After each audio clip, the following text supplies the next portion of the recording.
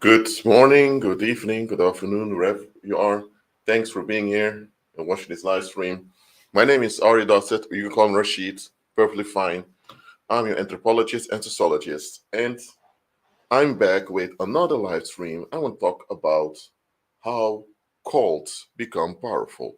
But before I continue, I'm asking you, can you hear me clearly? Let me know, please.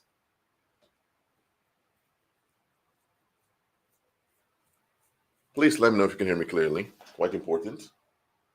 I see Dion is here. Good to have you here, Dion. I see there are more people here in the live stream. Please let yourself know in the live chat, please. Thank you very much. Please participate. Thank you. Welcome to a live stream while it's live. You're not participating. Thank you very much. Let's see. Sheena is here. Aaron is here. Okay, you can all hear me clearly. Okay, that's good. So let's start right with the material. Cult following. There's a difference between a cult following, as in the background over here, and a cult. Cult following and a cult are not the same thing. Let's start with what a cult is. Here it says, cult is a term, in most contexts pejorative, for a relatively small group, which is typically led by a charismatic and self-appointed leader, who excessively controls its members, requiring unwavering devotion to a set of beliefs and practices which are considered deviant outside the norms of society. Hold on a minute. Hold on. I'm going to come back to this definition over here that I gave of a cult because there's something seriously wrong with this definition. Okay? Now, let's go what a cult following is. A cult following is a group of fans who are highly dedicated to some person, idea, object, movement, or work. Often artists, in particular, a performing artist or an artwork in some medium. The latter one is often called a cult classic. So, a cult following is when a group of people are they're not devoted, but they're totally into something. For example, let's take, I don't know if it exists, but okay, cosplay, for example. I do cosplay also time to time. I cosplay male characters, often Blade, as you know. In cosplay, or it's a shortening of costume play, people enact a cartoon character. So cosplay is a form of cult following. It doesn't mean that doing cosplay means that you're part of a cult. It simply means you're a fan of a cartoon or a certain character and you enact it at a convention. Okay? You also have Steam. Let's see if there's a Wikipedia page about it. Okay. Steampunk is another form of a cult following in which people are so obsessed, not really obsessed, some are obsessed, but in general, they're so into the, how to say, the industrial revolution of the 19th century that they designed a fictional version of history and they enact it, either in movies or you also have steampunk conventions also. All right? So, yeah, a cult following doesn't mean you're part of a cult. It simply means you're deeply into something. So, hold on. Now, this is just for you to know, so let me go back. No, not cosplay. But a cult following can also be Michael Jackson fans who even dance and dress like Michael Jackson. And to some extent, every time something becomes popular, it becomes a cult following. Cult following is part of what we call culture. All right? Now, let's go to what a cult is. Let me go over here. Cult, let me go back.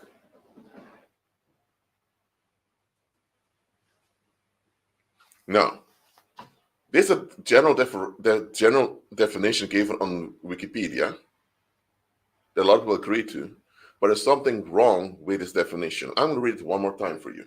Okay?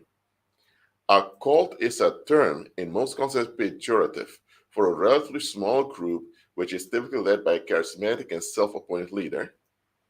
Remember this, self-appointed leader, who essentially controls its members, requiring unwavering devotion to a set of beliefs and practices which are considered deviant outside the norm society. Now, before I continue, who can see the problem with this definition of a cult? Let me know in the live chat, please. Let me know. I'm going to mute myself. I'm going to wait for 1.5 minutes. Tell me, what is wrong with this definition of a cult? If you don't know, just say you don't know, but just think about it. I'll give you 2 minutes. What is wrong with this definition over here? I'll be right back. Let me know in the live chat.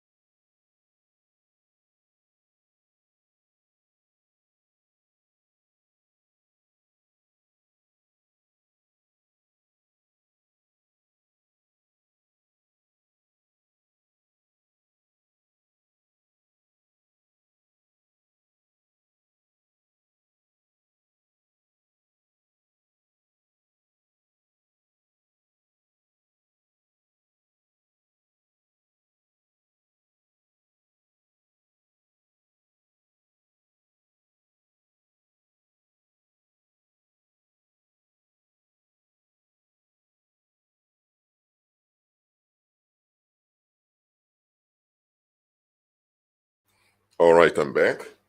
Let me see.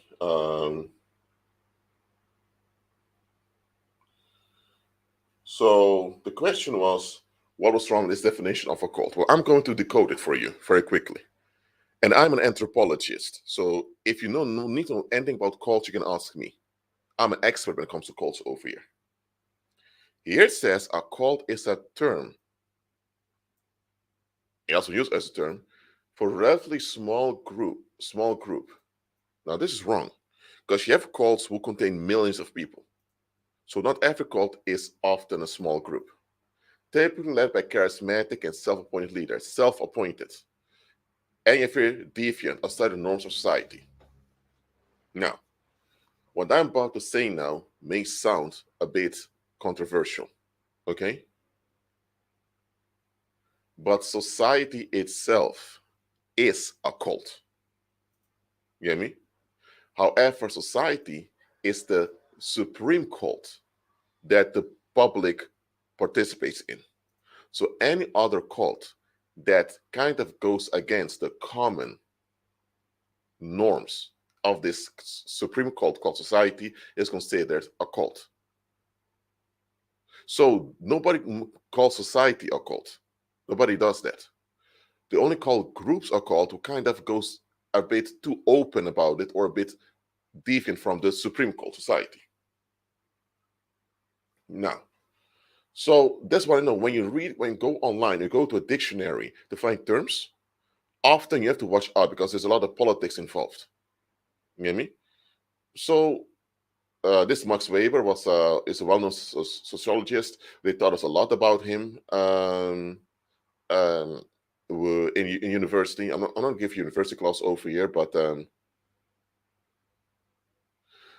one thing about Max Weber that I want you to know, he was from the German Empire, by the way.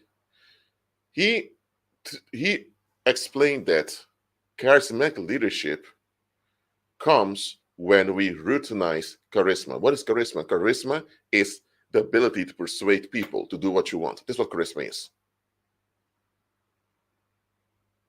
So charisma is the ability to persuade people to do what you want. Now, charisma is not the same as violence. When you put a gun to someone's face, tell them, give me your wallet now or else. With charisma, you kind of overwhelm someone with your presence. And because your presence is so dominant over them, they kind of don't feel comfortable saying no to you, just give in to you. All right? So that's what charisma is.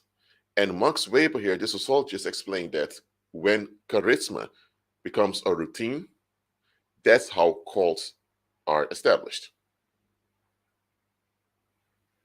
Now, what's the difference between a sect and a cult? A sect is a sector of an establishment. For example, let's say you have, for example, Islam.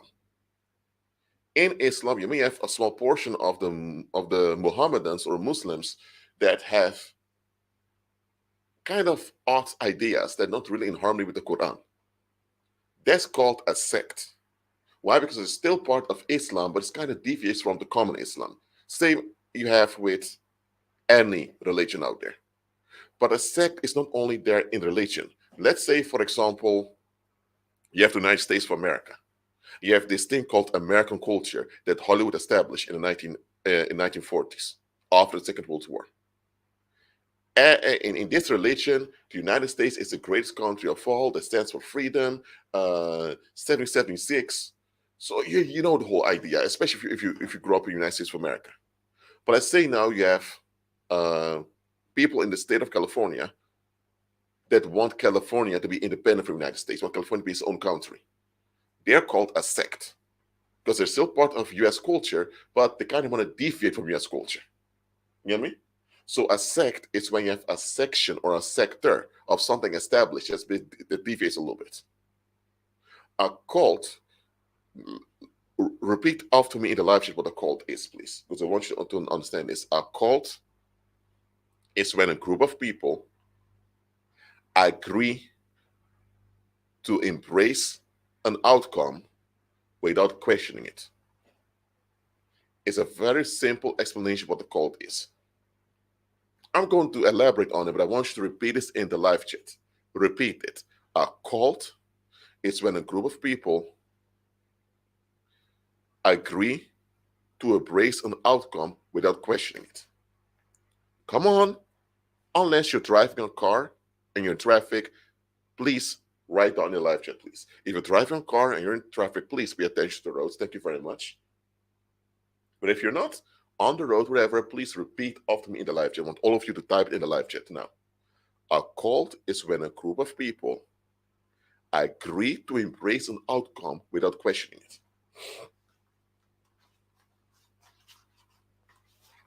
Two people, Sheena and Cher, already repeat it. All of you repeat it. Repeat it, because it's when you participate, you remember things much better. That's how it went in school. In school, you have to make notes. In university also. When you participate, you learn things much better.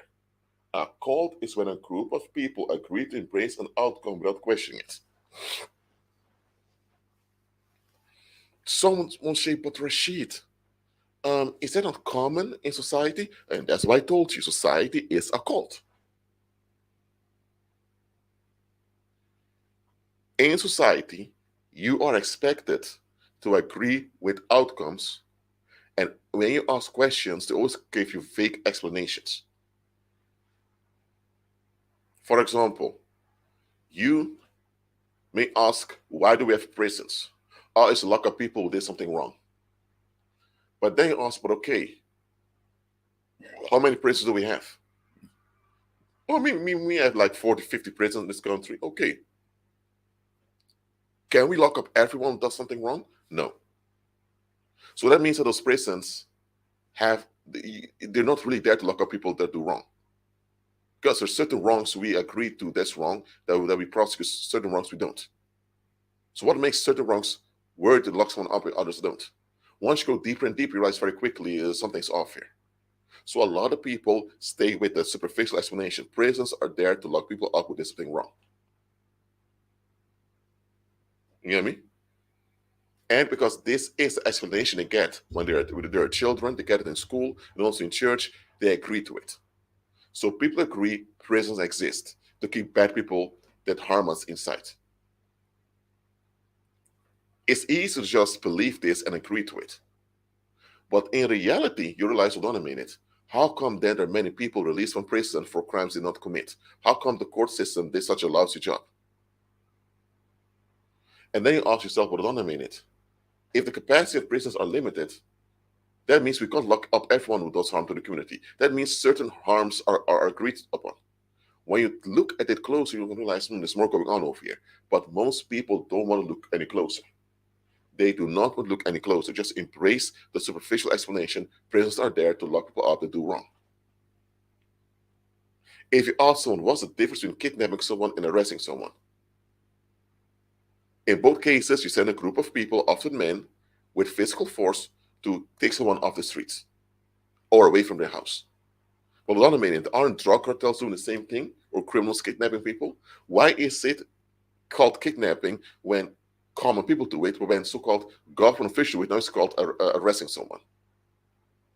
It's the same activity, but it comes with the explanation that the police is established and agreed upon by the community to do such, to kidnap people.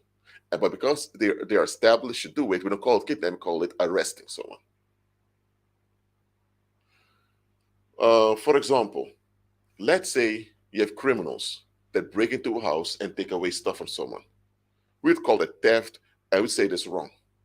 What if the government says, "Oh, you haven't paid enough taxes, so we need to confiscate some of your belongings"? Well, let's say you haven't paid your debts on time, and now the debt collector comes with people to put a siege on your property. What is the difference between the burglars breaking in and a debt collector or tax officers laying siege on your property? It's the same act, but some people are credited consent from the public to do it, so we call it different. Others don't receive this consent, so that's why we say, "Hey, what are you doing?" So this is what I want you to understand. Society itself is a cult in which you agree with the outcome that certain human beings have the right to violate you on behalf of the masses. That's what society is. Repeat this after me in the live chat.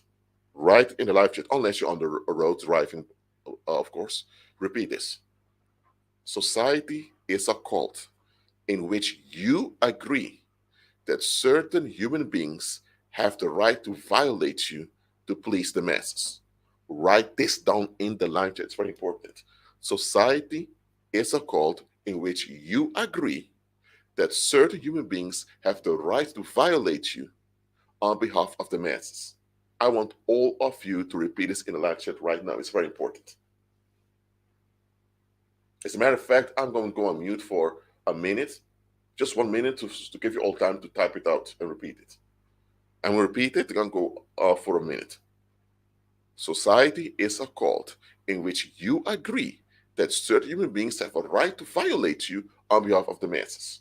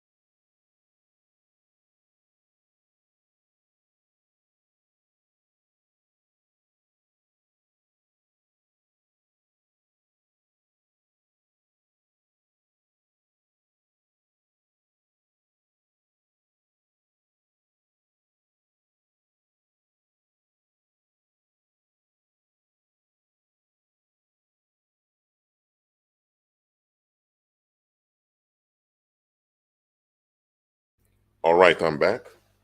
Okay, thank you all for repeating in the live chat. It's very important.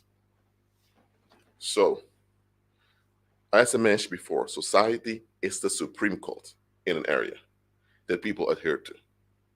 Now, what is the motivation for joining a cult? Whether society or it's better of the minor cults out there.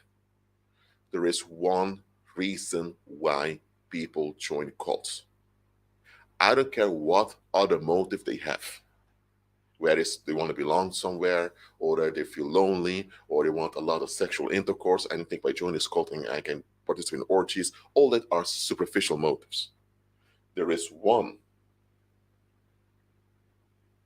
there's one key reason, and only one reason why people join cults. Ready for it? There's something they want to escape from. Simple as that. So I'm going to ask you one question. I just said it. So answer me in the live chat. Unless you're on the road, please, then pay attention to the road. Why do people join cults? I just explained it. So answer me in the live chat right now. Why do people join cults?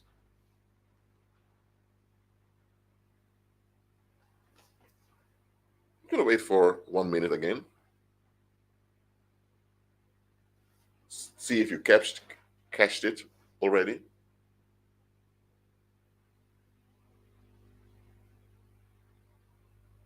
Yes, absolutely. That is the only thing you have to know about why people join cults.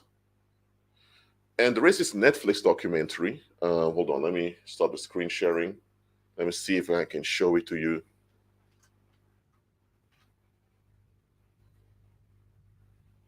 Um, Hold on. Let me see how to become a cult leader. Okay, let me share the screen very quickly and show it to you.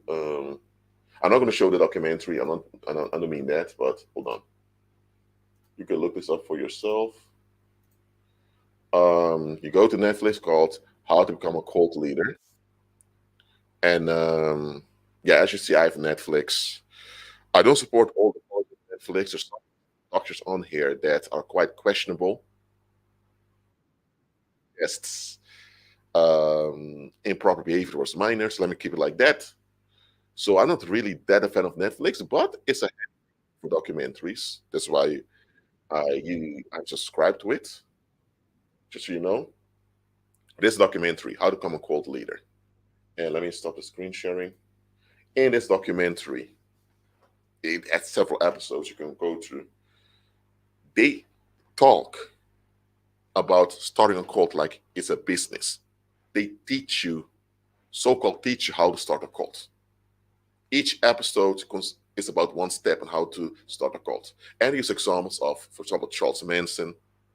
For example, if you type in cult leaders in Google search, hold on. For example, over here, the main individual you get is Charles Manson over here. Of course, other cult leaders too. What I want to point out is that in this Netflix documentary, I've a critique on it. And my critique is, as an anthropologist, that they focus so much on the business part of starting a cult. They treat cults like they're businesses, and that's not the case. They tell things like, "Oh, you need if you start a cult, people uh, uh, must feel like you mean it. If people feel manipulated, they won't be part of the cult," which is bullshit. Absolutely bullshit. Okay. Now, I'm going I'm telling you, the reason people join cults is because it's something they want to escape from. For example, look at this guy, this Russian Jesus figure who claimed he's the reincarnation of Christ. There's also this Australian guy in Australia who claimed to be a reincarnation of Christ. My thing is, anyone who just lays back and use their common sense would figure out very quickly within just a few seconds, no, you're not. Because if you're Jesus does not reincarnate, he comes back a second time. So, and Christ said he will come back a second time. He didn't say he will be reincarnated again. So that alone means you're fake. Oh, and if you are Christ, there are signs that will happen when he comes back. There are none of those signs with you. Over. So why would any one of these people over here fall for this? Let me tell you, They know deep down inside that this guy is not Jesus himself. They know deep down inside it's not God in the flesh reincarnated. They know it. But why are they getting along with it? It is because they want to escape from something. Okay, whether it was Nazi Germany, the Nazis were also a cult. The Nazis were a suicide cult, to be frank. Or whether is it Jim Jones? Yeah, Jim George or David Koresh or whatever. When you look at all these cults, whether it's Nazi Germany or the thing that Jim Jones did or David Koresh, or you have this Korean guy, Moon, claiming that he had to finish Jesus' work also. Any of these cults leaders, you look at them, they have nothing to offer you. They don't. None of these cult leaders have anything to offer you. They don't. They have nothing of value long term to offer you. So the whole notion that starting cults like a business, like the Netflix documentary suggests, is false. Because if people want solutions and want life to be better, the first thing they'll ask is, what do you have to offer? How much will it cost me? Will it work? People that want solutions and people that want things to be better, they ask the critical questions. For example, if you go to the mall to buy a washing machine, you're not just going to walk in and and the first washing machine you see, you buy it. No, you're going to compare them. This store is selling washing machines. What's the price? Can I afford it? Is a washing machine of quality? There are other stores, so let me go bust a few stores. You may go online, check the reviews from other customers, how other people experienced it. Buying a washing machine is, for most people, isn't just, oh, this washing machine over there, just buy it. Even millionaires will just go in and buy a washing machine. Want to know for sure what type of washing machine is it? Will it work for me? If you go to the grocery store to buy your groceries, you check first of all the price, and you check, are these vegetables fresh? Are these is this fruit look, does this fruit look right? Is it organic? Is it, you check what you're buying and what you put into your body. Well, I hope you do.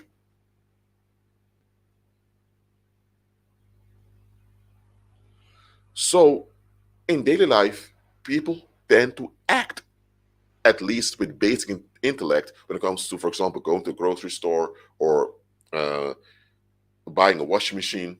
People act like that. For example, you are new in university. You have new fellow students. You're in a new class. And you don't just go out and hang out with everyone. You check whether you have something in common with people. So human beings tend to use basic intellect in the daily interactions. So if humans use basic intellect in their daily interactions, for even the smallest things, for example, you cross the road, you look at the traffic sign, you look at the traffic lights. If the traffic light is on red, but there's no car coming, you may think, oh, I can cross. But if a car's coming, you may ask, is car's going fast? No, I won't cross. So even things like crossing the road, you realize, okay, I need to use basic intelligence or else I can die or I can get injured by a car. So if human beings use basic intelligence or even the basic things to do in life, regardless of their educational level, where you're from the hood, and you didn't even finish high school, or you have a doctorate degree, all human beings use basic intelligence. That means if human beings use basic intelligence in daily life, that basic intelligence alone will show them, or obviously, that none of these creeps over here are worthwhile listening to. Simple as that. But the thing is, people do listen to those creeps. And let me tell you why. I already told you they want to escape from something.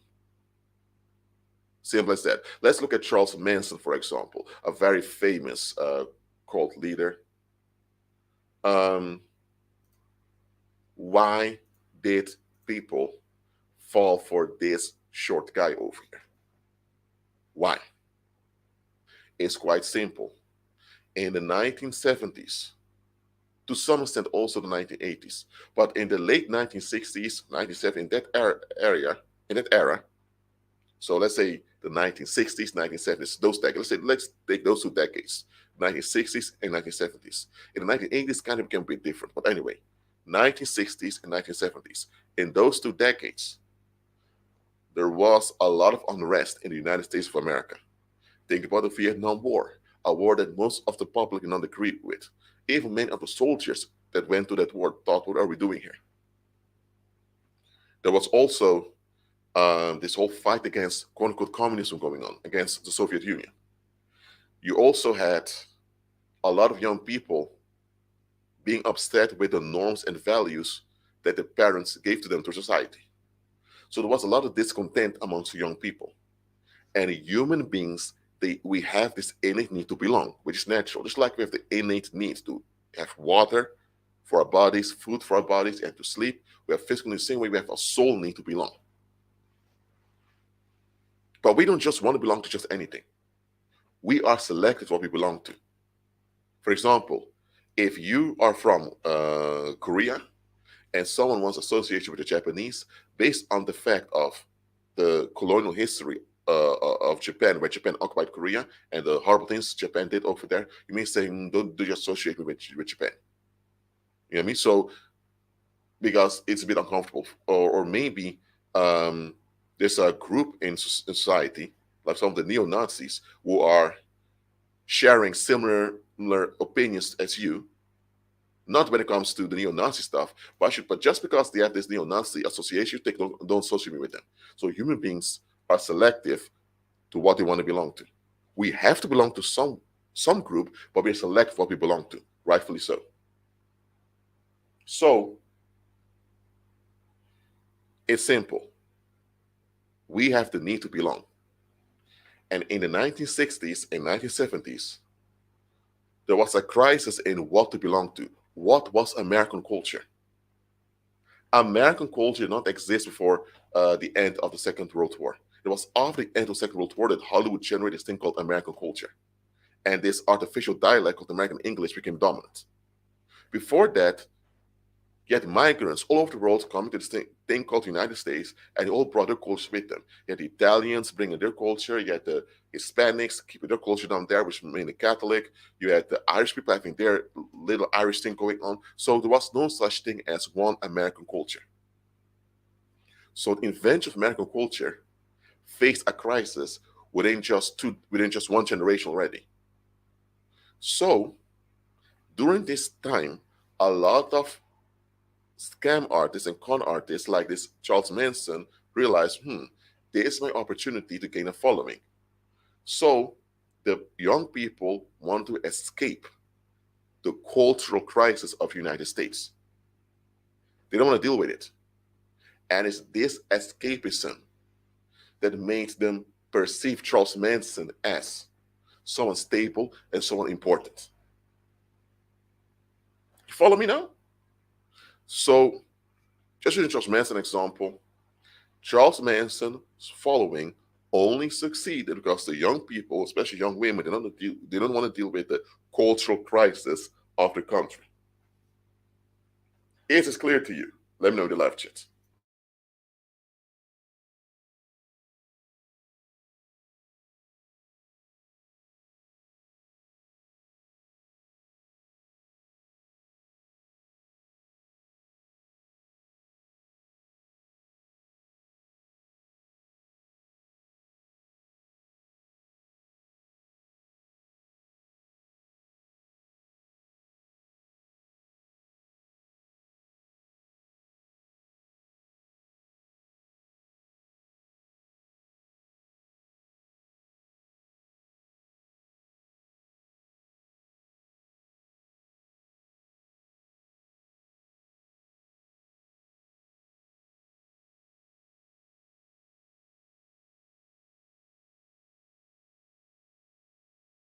All right, I'm back. I had to take a pee.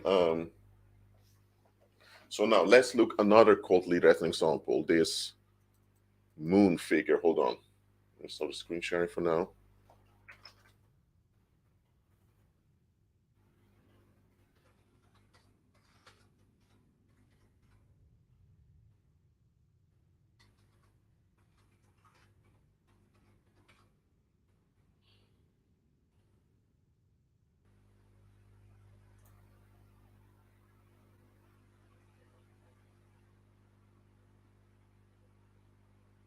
Hold on. Yes, over here. I'm going to share the screen again in one moment.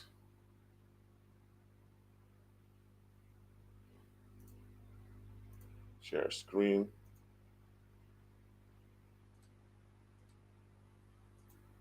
Hold on. Can you all see the background? The screen I'm sharing? Let me know in the live chat.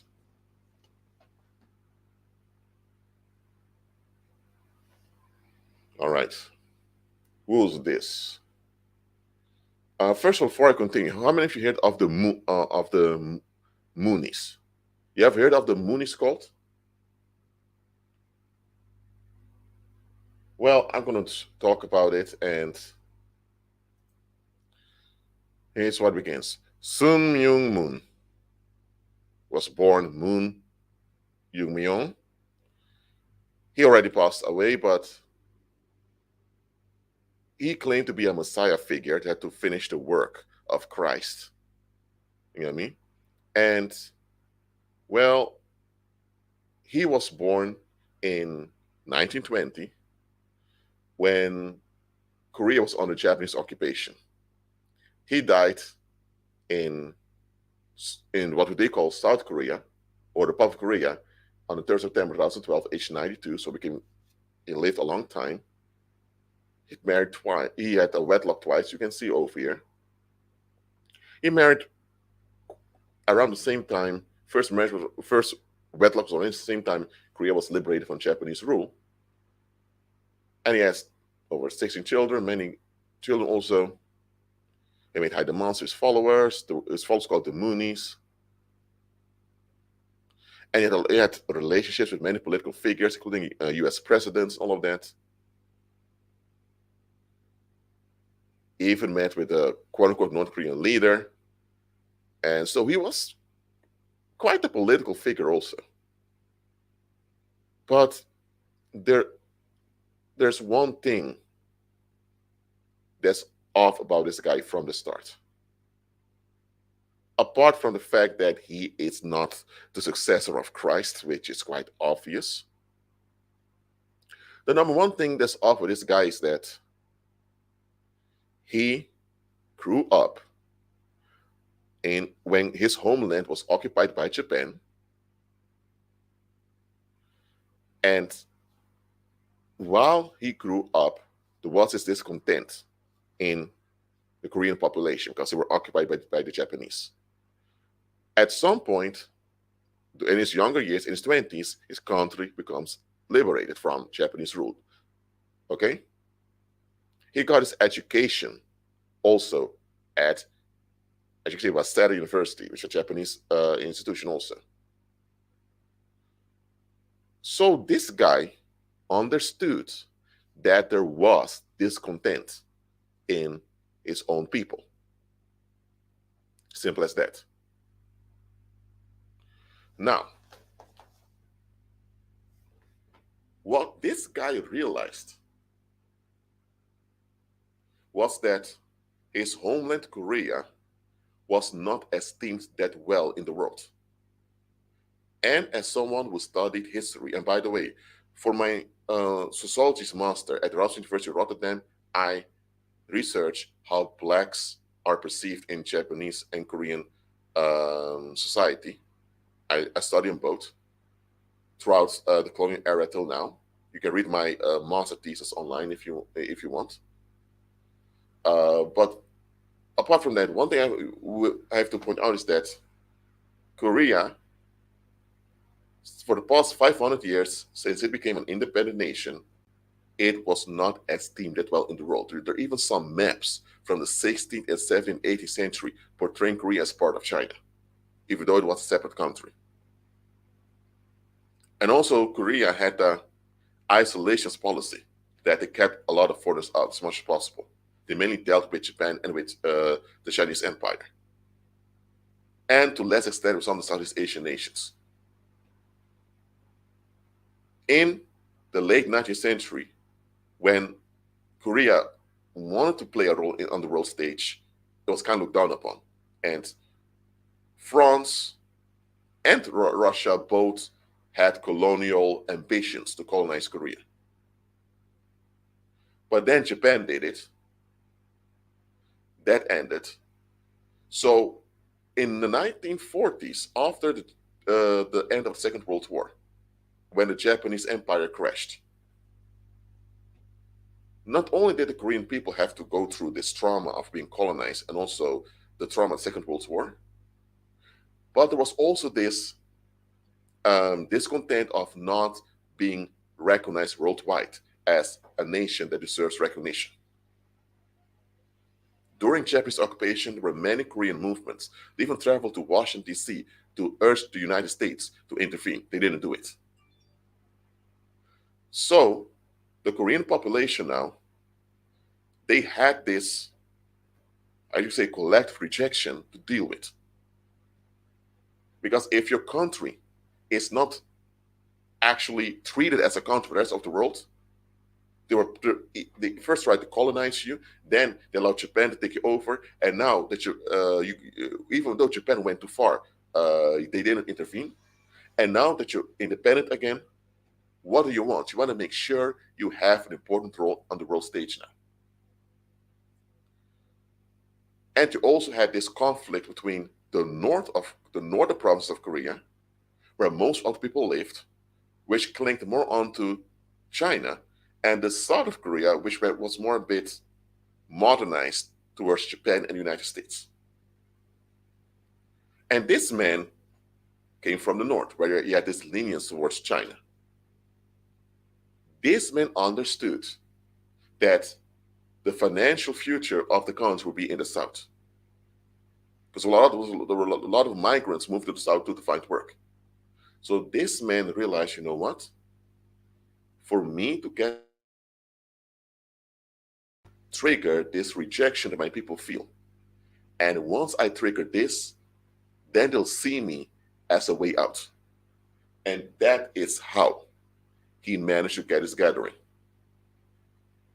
And because his following kept a lot of the people at ease in Korea, that's why the governments didn't do too much to get rid of it.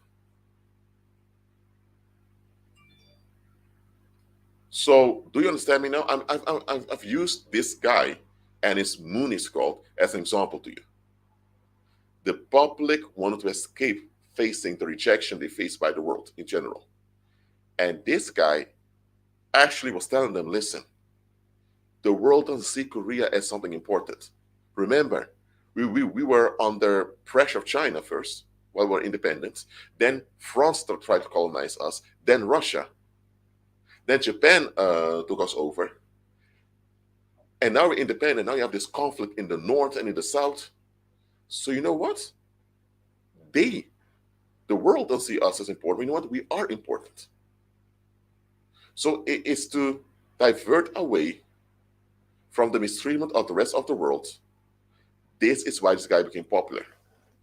And that's why Korea has many similar cults to this also.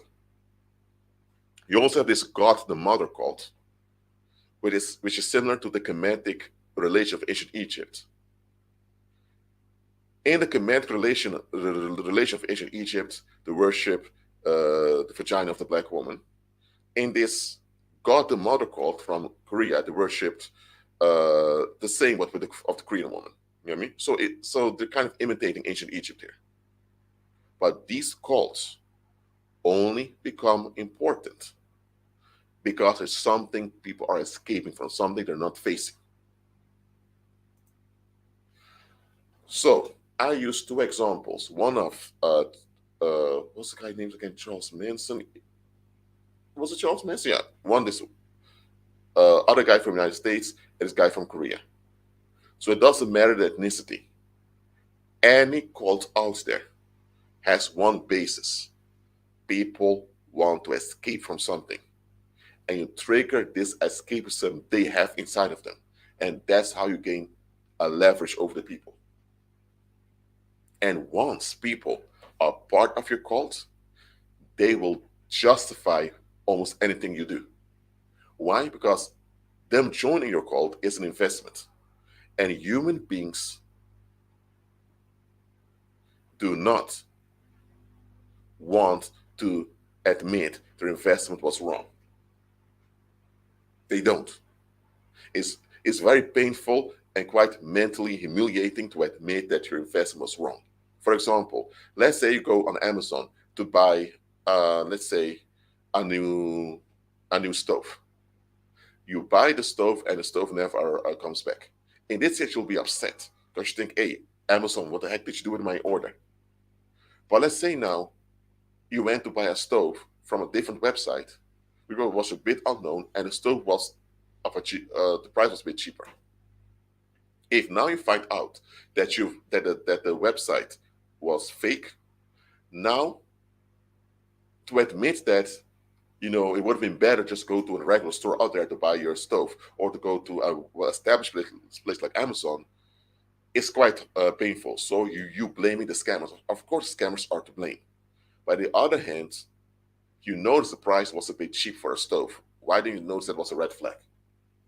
You see what I mean? So when people invest in something emotionally and mentally, they do not want to take back their investment because, first of all, the time you spent in this movement or in this community, you can't get it back. It already happened. The relationships you had already happened. If you had sexual relationships with people, part of the same cult, you can't undo the sexual intercourse you have with those people. If you have children with them, the children are there forever. So people, especially if the older they get, do not want to retract or bring or take back their investments. When they're younger, they're more flexible, but past age 30, a lot of people don't want to do this. So once we make a mental and emotional investment, we insist in justifying our choice. That is a defect of fallen mankind, that we're not willing to admit where we invested in the wrong thing. Maybe your intentions were good, but you invested in the wrong thing. I don't think your intentions were wrong. Let's say you see that some famine happened in East Africa, and now you want to donate money to help bring relief to the people over there. Your intentions are good, but guess what? The place you donated at are scammers. They take the money, and now the CEO of that foundation is living on a private yacht somewhere. Now, you donating that money, you wanted to donate to help relieve the people in need over there. That's a good motive. That's an honorable motive. But that honorable motive was taken advantage of. On the other hand, you could have realized, dominate. Gave you all this money, this foundation. What proof do we have to actually do something over there in East Africa? But because your intentions were good, you keep defending your investment. But that's a dysfunction a lot of us have. And it's this dysfunction that calls to use. So, understand the following.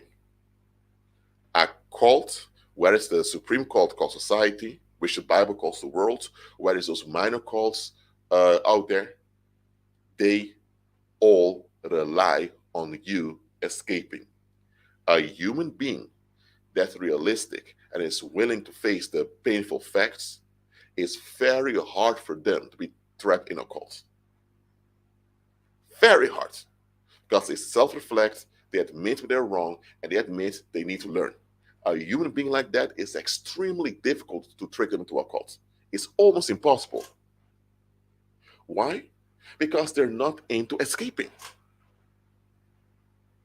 A cult cannot survive people that face the facts. A cult cannot survive people that face facts. A cult can only survive when the participants or the cult members agree not to face something. Is this clear to you? Let me know in the live chat. Is this clear to you?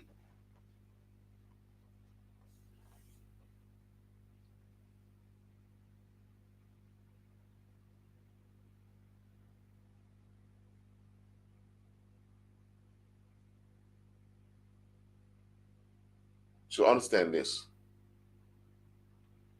A cult will never openly say they're a cult, because that gives it away. A cult will always present itself as an alternative to the thing you want to get away from. It comes down to this. You, the human being, you don't want to face something. You just want to be left alone. You want to escape. And the cult offers you an alternative to the outcome you're running away from. Let's say, for example, you have a lot of Mexicans moving into the United States, and they bring Mexican culture with them. Their Hispanic culture, the Mexican food, and all of that. And a lot of these Mexicans open businesses. So they open restaurants, nail salons, whatever. But now, you, as a local, you often have, now you may have to learn Spanish because a lot of these people working in Mexican businesses can't speak English. So you were born in the United States of America speaking English, and you think, hold on a minute, I was raised to speak English. How the heck are those Mexicans not speaking English and they're prospering? You were born in the United States, you speak English, but you opening a business is very hard. If you want to open a business, you need to wait for a permit, you need to ask the bank for a loan, or often family members not supporting you. Then you have these foreigners who don't even speak the language of your country prospering. And a lot of them get money from criminals to do it also. So now you become upset. You think, how come that I, born in the United States, speaking English, a law-abiding citizen, how come I have a difficult time starting a business and gaining financial autonomy? And you have all these Mexicans, a lot of them didn't even finish high school. They can't even speak English. And they're in the United States prospering. Now, why are those Mexicans prospering like that? Because they have a community mindset behind them. Yes, you have Mexican criminals, absolutely, who do crazy stuff. But if those Mexican criminals have a community mindset, they make sure the money they earn with criminality is spent in their Mexican community, whether it's in Mexico itself or in the Mexican diaspora. So the Mexican migrants, they have a community behind them. Their homeland, Mexico, may have their messed up stuff, but at least have a community mindset. You, born in the United States, you live in a country obsessed with individualism, and that's why a lot of people don't support one another. So you be confronted with the community attitude of those Mexicans, it forces you to face the fact that your parents and your grandparents, people that raised you, were neglectful. And this is a painful thing to admit. Do you want to admit this? No, you don't want to admit this. So now, because you don't want to face the fact that the Mexicans are more financially prosperous as a group because they have a community mindset, you don't want to admit this because that means automatically that your American people lack this community mindset. That means that they're neglectful. You don't want the outcome of having to admit this because that means that you have to ask your parents hard questions. You have to look differently at everyone you had in your life. So now you have this politician coming up saying, we need to close the borders. All this migration from Latin America is destroying our economy. You don't even care at this point whether what this politician says is true or not. You don't even ask for receipt nor for proof. The fact alone, this politician suggests an alternative to the outcome you're running away from, that alone makes you click, yay, I need this. Do you follow me? I just used the example of mass migration from Mexico and the United States as an example. Joining a cult has nothing to do with being rational or what gets you out of it or whatever. Because most cult members and participants don't get anything long-term out of it in the form of money or sex, whatever. The thing is, there's an outcome in life they don't want to deal with. But outcome is there. They have to deal with it, but they don't want to. So anyone that suggests a different outcome, they become important to that individual. And people don't care if you are Satan himself in his rotten state. As long as you can offer them an alternative from the outcome they're running away from, you become important to them. Is this clear onto you? Let me know in the live chat.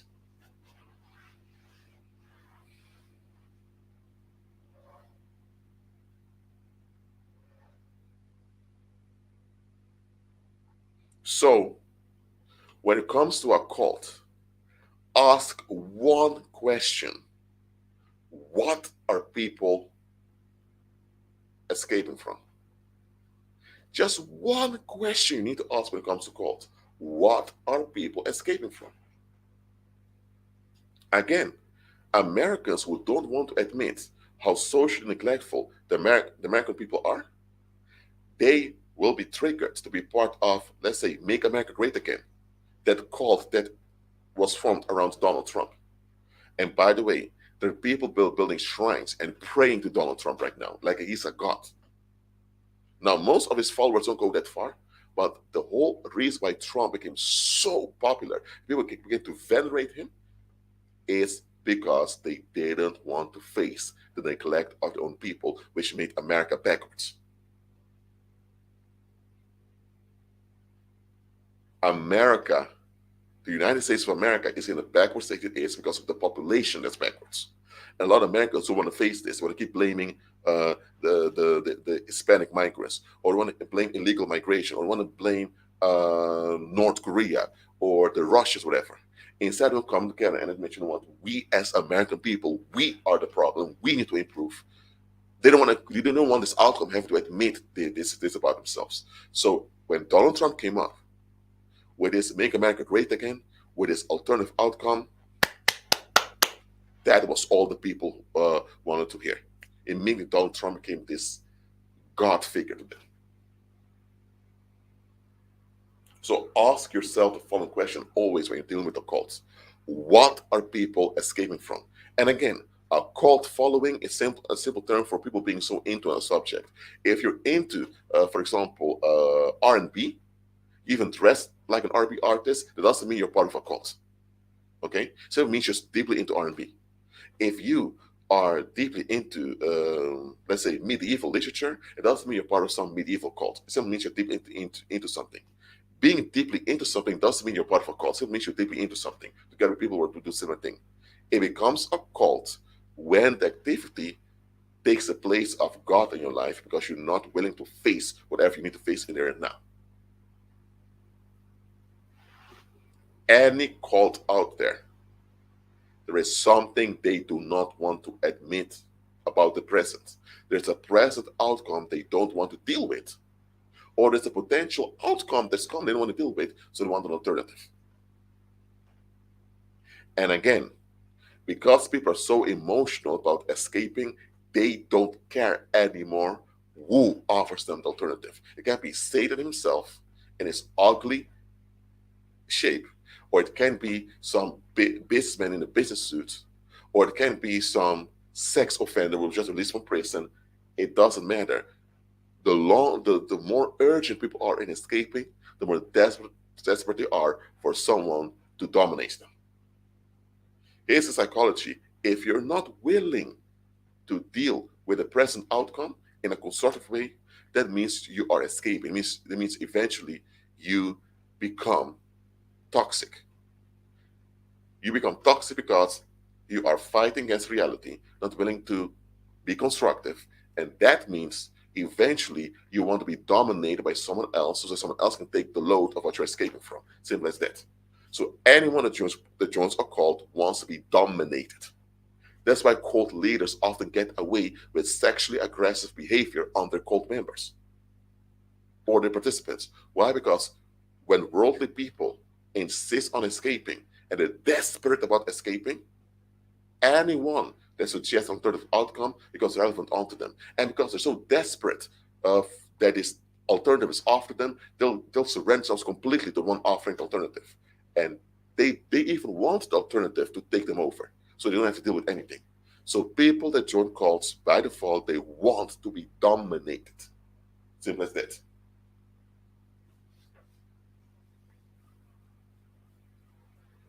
And you see this with women that join cults also. They begin to dress in a very sexual and sensual way.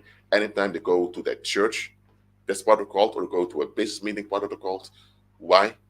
Because they want to be dominated. Those same women will throw away all the conservative values if one of those cult leaders or someone with high rank in the cult begins to dominate them sexually. That's why sexual domination is a common thing in cults, because people in cults want to be dominated. One way this domination expresses itself is in sexual aggression. Simple as that. What about the culture sheet are very conservative when it comes to sex? Even there, you have this long to be dominated sexually, just being repressed. But behind the scenes, you have escapades where it happens. Think about many of those church cults out there. I want to give you the platform now to ask questions. Are there any questions about this topic? Please ask them now, please. Thank you very much.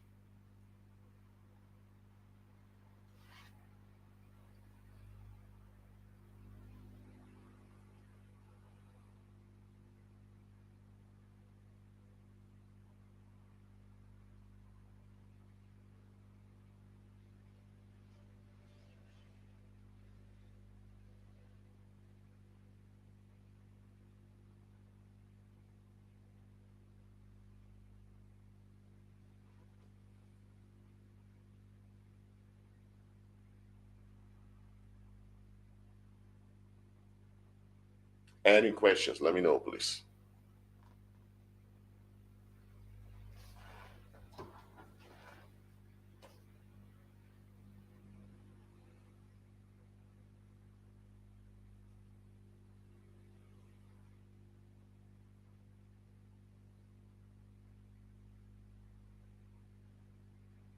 All right. Let me see. I didn't see any questions yet. I wait one more minute before I close down this live stream. One moment.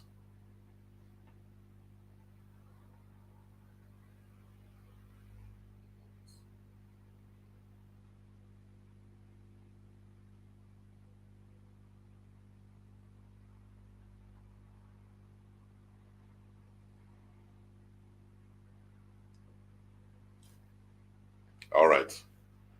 I didn't get any questions. Well, thank you all for being here. And remember the one question to ask: what are people escaping from?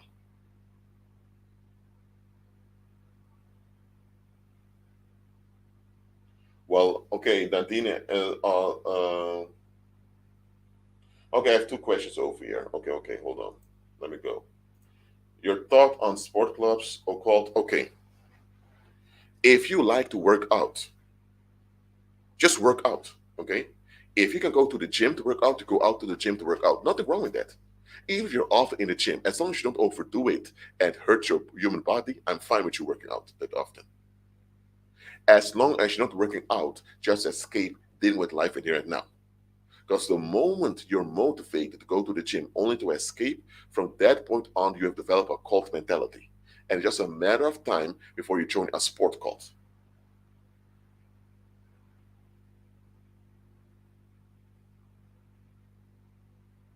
And sport cults are all based on ancient Greece, which had a pedophilic sodomite culture. All right?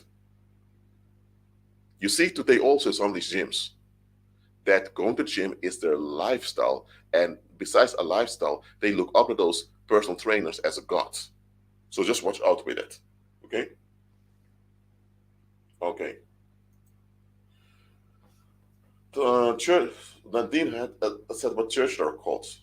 Listen, the whole church system itself is pagan. It's not even correct. It's not even from God. So going to church itself is pagan. You have to be the church. Gathering in a building together, there's nothing wrong with that. You have politicians gathering in a building. You have, let's say, construction workers getting in a building. So getting in a building is not a problem. But this whole mentality, this church want to go to, that's pagan. You need to all learn it. Okay. Sherry asks, what about those direct selling network marketing companies? Although they usually offer products and money making opportunities, they're very called like, listen, I'm glad you started about it. When it comes to finances, society, which society is very um, restrictive and conservative when it comes to finances. Okay? Money is printed by the government. Money is run by the government, and the government wants it to remain scarce. Because scarcity motivates worldly people, not abundance. So if scarcity motivates worldly people, not abundance, that means that anytime you want to make more money, just to have a better lifestyle, you're going to face hinder. Because first of all, the public does not believe in abundance. That's one thing. The public has a poverty mindset based on lack. And the governments don't want to get along with you getting abundance, because them giving you abundance means you're going to be in trouble with the rest of the population. Why? What that goes on. That's why You getting business loans or you getting financial credit, you have to go through a whole process. Or you need to get the approval of someone higher up in society. So when it comes to these selling network marketing companies, they will never tell you the truth about the masses that people embrace scarcity and lack. They will never tell you this. They'll tell you that people just want solutions. If you offer them a product or a service that helps them out in their life, they will pay you money. That is what they're telling you, which is not true. People are motivated to escape, not to have solutions. So the selling network marketing companies, many of them are cults, or a part of a cult goes on. Some of them are agents used by the government to keep you in the main cult of society. Very rarely you have one of those selling network marketing companies that will tell you the straight up facts. How to be financially independent? That's very rare. So beware of those self-help gurus as well as those marketing movements out there. I'm not saying you can't learn anything practical from them. You can, but learn the practical things and then move on. Don't stick around. Did I answer your question, Sherry? Let me know in the live chat, please. Let me know.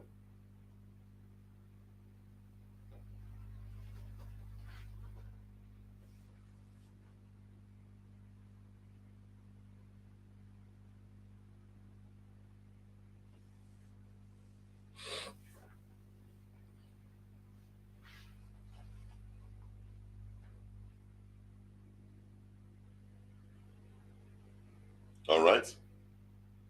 So, and by the way, not everyone that's part of a cult or not everyone that participates in a cult is evil or bad. Not everyone is a cult member or participates in a cult. Not all of them are bad people. Okay, some are good people with good qualities, but they just have a wrong attitude towards something in life. They may be escaping from one particular thing, and that one particular escapism traps them into this cult. So what I'm saying is, not everyone in a cult or who participates in a cult is a bad individual. Even though there are a lot of bad and dangerous people in cults, not everyone in a cult is bad and dangerous. So be patient and compassionate towards cult members, unless they're reprobates who know what they're doing. Okay? Keep on agreeing with Christ, be at peace, and remember, Christ is Lord. If something is not Christ centered, question it. Was it for now? I'll see you next live stream. Shalom.